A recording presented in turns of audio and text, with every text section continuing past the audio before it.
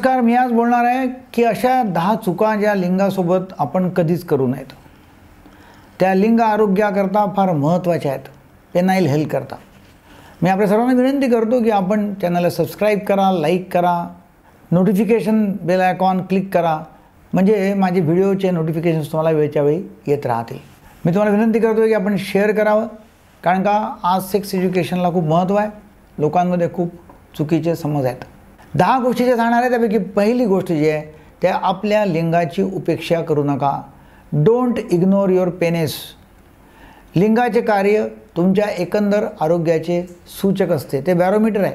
Erectile dysfunction म्हणजे नपुंसकत्व किंवा ताठरता न येणं हा हृदयरोगाचा संकेत असू शकतो. ईडी असलेल्या 14% पुरुषांना 7 वर्षात हार्ट अटॅक येतो.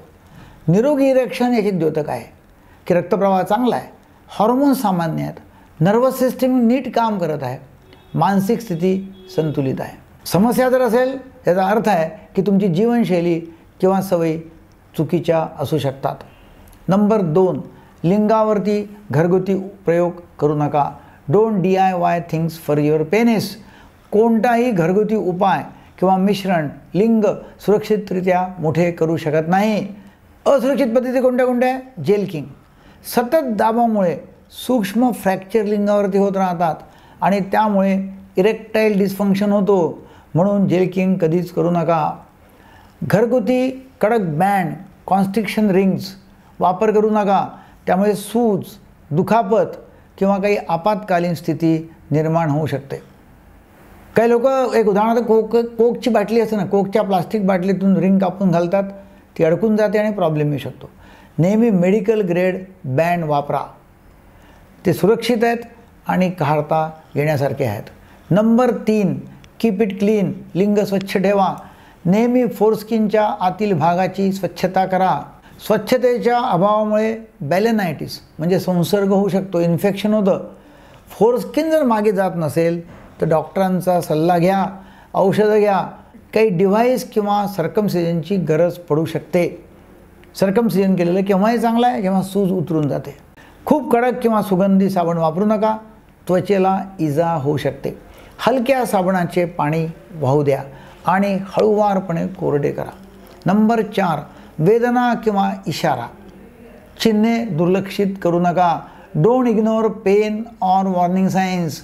जर वेदना होत असतील तर ताबडतोब डॉक्टरांना भेटा. वेदना होत आहेत, होऊ शकतं की फोडं आहेत, जखमा आहेत, लघवीतून रक्त येत आहे, सूज आहे, अशा काही प्रॉब्लेम्स असू शकतात आणि त्यामुळे ताबडतोब तुम्हाला डॉक्टरांचा सल्ला घेण्याची आवश्यकता आहे. संभाव्य याचे कारणं काय आहेत? लैंगिक संसर्ग, STI sexually transmitted infections. Number 2, मूत्रमार्गातील संसर्ग, युरिनरी ट्रॅक इन्फेक्शन. काही खडे होऊ शकतात, स्टोन्स किंवा कर्करोग, कॅन्सर होऊ शकतो. लवकर निदान केल्यास गंभीर आजार जसे की लिंगाचा कर्करोग दुर्मिळ आहे पण घातक आहे, टाळता येऊ शकतो. लाजेमुळे उशीर करू नका. विश्वासपात्र डॉक्टर निवडा आणि ताबडतोब डॉक्टरांचा सल्ला घ्या. नंबर 5, नियंत्रणात राहा आणि सुरक्षित राहा. Stay in control and be safe. सुरक्षित सेक्स इज इक्वल टू उत्तम सेक्स. त्याच्यामध्ये भीती नसते, त्यामुळे तुम्ही अधिक आनंदी आणि सहज राहता. योग्य आकाराचा कंडोम वापरा, ॲनिस्थेटिक कंडोम वापरा, आणखीन मजा येईल. संभोग दरम्यान नियंत्रण ठेवा जेणेकरून लिंग फ्रॅक्चर टाळता येईल. लिंग फ्रॅक्चरची लक्षणं कोणती कोणती आहेत? लिंग वळल्यावर म्हणजे समजा असं मोडलं गेलं तर पॉपसारखा आवाज येतो, तीव्र वेदना होतात, सूज येते, ज्याला वांग्यासारखे सुजलेले लिंग म्हटलं जातं. तात्काळ शस्त्रक्रिया आवश्यक असेल तर ताबडतोब करू शकता. जुळीदाराच्या कमरेला धरून गती आणि कोनावर नियंत्रण ठेवा. लुब्रिकंट वापरा. लुब्रिकेशन जर केलं तर फ्रॅक्चरचा धोका फार कमी होतो आणि त्यामुळे सेक्स अधिक सुरक्षित आणि सुखद होतो. नंबर 6, खूप गरम करू नका. Don't make it hot. लिंग कधी गरम करू नये. शुक्राणू निर्मितीसाठी वृषणांचे थंड राहणे आवश्यक आहे. जास्त उष्णता, कुठे कुठे जॅकुझी घेतात लोक, स्टीम बाथ, सोना बाथ हे टाळा. वारंवार करू नका, एखाद वेळा घेतलं तर ठीक आहे, काही प्रॉब्लेम नाही आहे. लॅपटॉप मांडीवर ठेवू नका किंवा मध्ये अडथळा ठेवा. मोबाईल मागच्या खिशात ठेवा, पुढच्या नाही. जास्त उष्णता झाली असेल तर शुक्राणूची संख्या कमी होते आणि टेस्टोस्टेरॉन म्हणजे सेक्स हॉर्मोनवर त्याचा परिणाम होतो. नंबर 7, तुमच्या लिंगाशी कोमलतेने वागा. Be nice to it. हस्तमैथून करताना विशेषतः हस्तमैथून करताना होतं काय की खूप जोरजोरामध्ये खूप घर्षण केलं जातं, खूप प्रेशर टाकलं जातं, तर अति दाब किंवा डेथ ग्रिप वापरू नका. लुब्रिकंट वापरा. हस्तमैथून कसं आहे, एकदम सहज, आनंददायक आणि वास्तविक अनुभवासारखे ठेवा. खूप घट्टपणे केल्यास संवेदनशीलता कमी होते आणि जोडीदारासोबत उत्तेजना मिळणं कठीण होऊ शकतं. नंबर 8, धूम्रपान करू नका. आपल्या आरोग्याची काळजी घ्या. Don't smoke. Take care of your health.